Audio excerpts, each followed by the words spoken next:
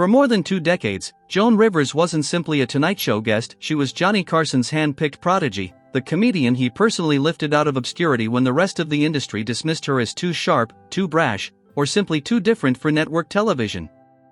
Throughout the 1960s and 1970s, Carson championed her with a kind of loyalty he rarely extended to anyone. Their on-screen rapport felt genuine, warm, almost familial, and behind the scenes he praised her relentless work ethic, her fearlessness, and her ability to destroy every room she walked into. By 1983, this trust had solidified into something monumental. Carson selected Rivers as his permanent guest host, the most coveted position in late-night television and a role widely interpreted as his blessing for her to one day inherit the Tonight Show throne. Insiders say Johnny believed he had discovered her, molded her, and defended her when executives tried to shut her out. That's why her later move, the one he saw as a personal and professional betrayal, cut deeper than anything he had ever experienced in his career. It wasn't just a colleague choosing a new opportunity, it was, in Carson's eyes, the ultimate act of disloyalty from the very woman he had spent years mentoring, protecting, and elevating.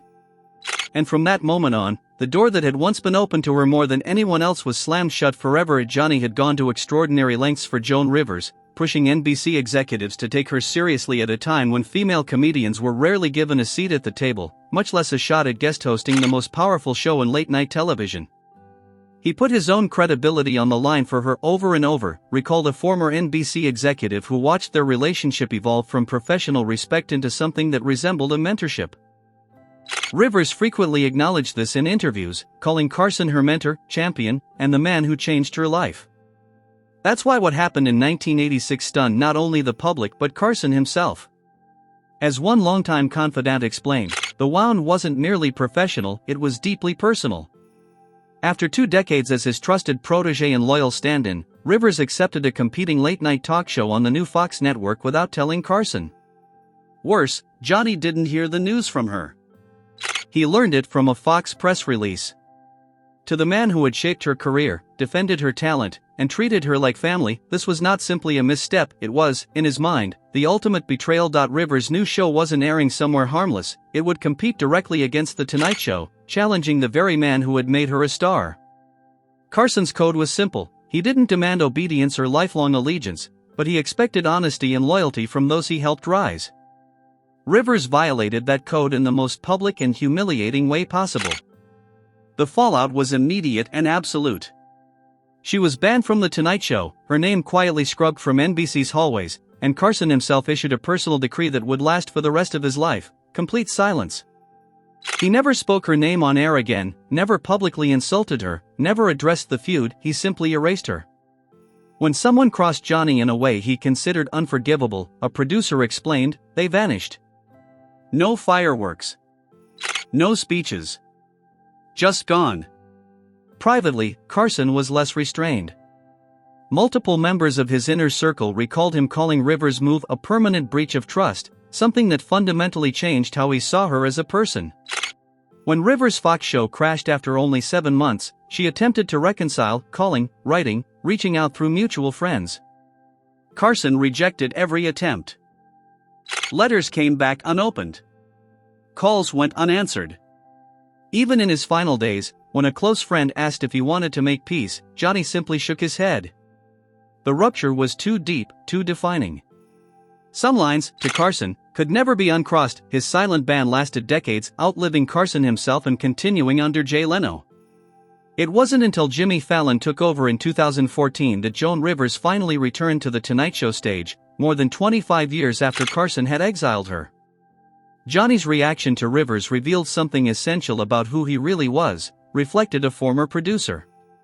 Behind the warm smile and the easy laugh was a man with a rigid code of loyalty. Break that code, and he might remain polite on camera, but behind the curtain, there was a wall of ice nothing could melt. With most difficult guests, Johnny Carson simply created distance. He stayed polite, stayed professional, and quietly avoided inviting them back. But with Wayne Newton, it was different. The tension wasn't just irritation or annoyance, it hardened into a deep personal dislike that never healed. It all began with Carson's monologue jokes, many of them taking aim at Newton's famously high voice and flamboyant stage persona. Throughout the late 1970s and early 1980s, Johnny would toss off lines like, "Wayne Newton's voice is so high only dogs can hear his Christmas album," or refer to him jokingly as the Midnight Cowgirl.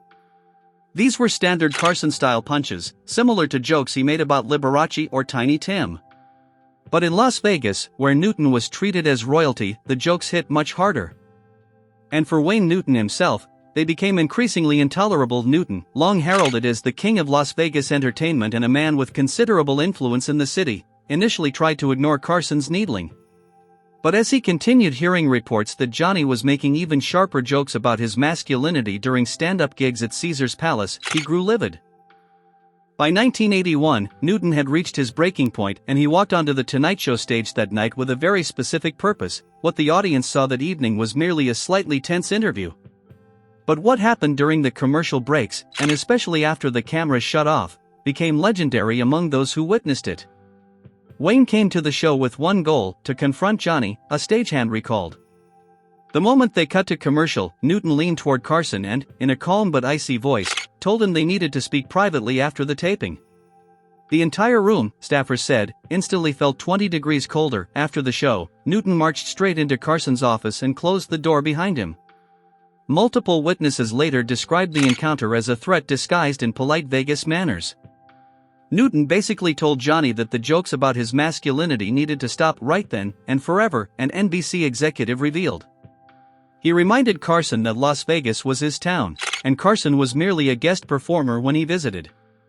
The implication was unmistakable. Wayne Newton had the power to make things very unpleasant for Carson if the jokes continued. The confrontation escalated until Newton reportedly delivered a line that left the room buzzing for years: "You wouldn't think I was so feminine if I grabbed you by the throat right now." Carson, who was no stranger to heated backstage moments, stood his ground, but he was stunned by Newton's intensity. Later that evening he told his producer, "That guy was actually ready to attack me over a few jokes." Johnny wasn't frightened, but genuinely stunned, and he never made another Wayne Newton joke on air again. From that moment on, Newton was quietly but permanently exiled from The Tonight Show. Though never officially banned, he was effectively blacklisted. More strikingly, Carson developed what colleagues described as a visceral dislike of Newton. A friend who watched TV with Carson at home recalled that Johnny would physically recoil if Newton appeared on screen. He'd immediately change the channel, muttering something like, "There's Vegas tough guy."